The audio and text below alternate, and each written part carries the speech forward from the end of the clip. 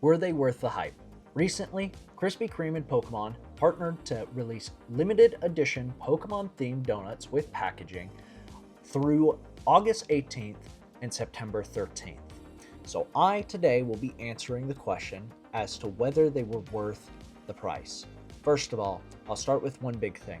These donuts are a little pricier than their standards. The box included 8 Pokemon themed donuts and a couple of their standard glazed donuts to complement.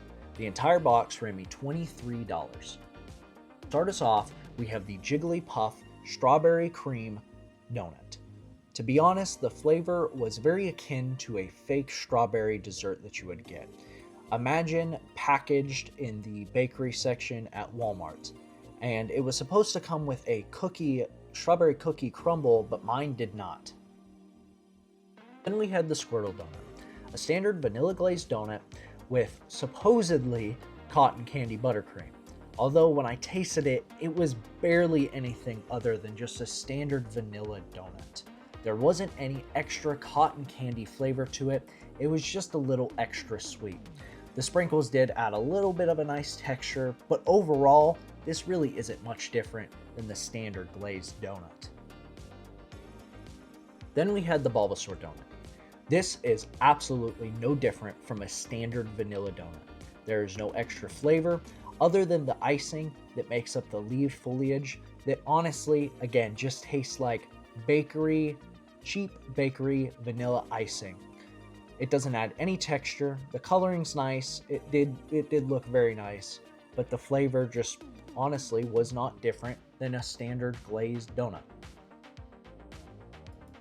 Then one of the most disappointing things was the Pikachu donut.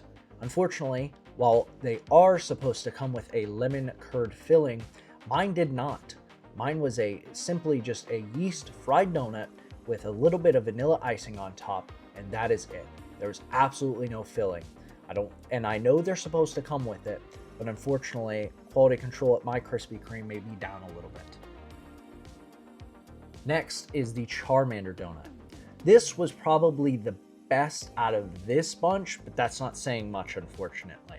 It came with a chocolate filling that was nice. It was a tad sweet, and then the topping is supposed to be caramel, but again, honestly, there's no difference between just their standard vanilla icing. The sprinkles, again, added a nice texture. Overall, the best out of the bunch, but not by much. Because really, honestly, this whole batch was very disappointing. I was excited for this stuff, and it's just not living up to the hype so far. Then we have the Pokeball donut. This one, again, I'm going to harp on it, is just a vanilla iced donut.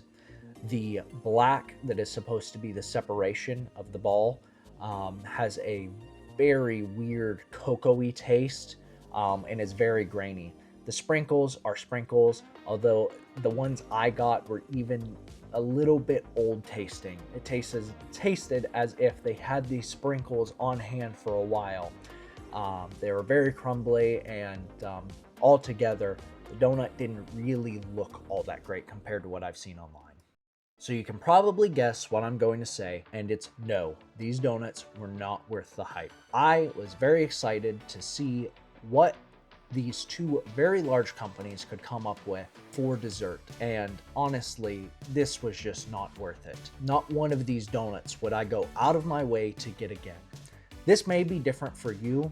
I think honestly the Krispy Kreme in my area just does not have great quality control, because all of these donuts were a little bit off, whether it was old sprinkles, not enough of the icing on the Charmander donut, and not enough of the buttercream, cotton candy buttercream on the Squirtle donut, or no filling in my Pikachu donut. There just wasn't much here that would ever make me want to go back. So while these are available until September 13th, I would say that I would pass on these. Hopefully you guys have a different experience and you enjoy. And until next time, this is the Coffee Greeks Enjoyer.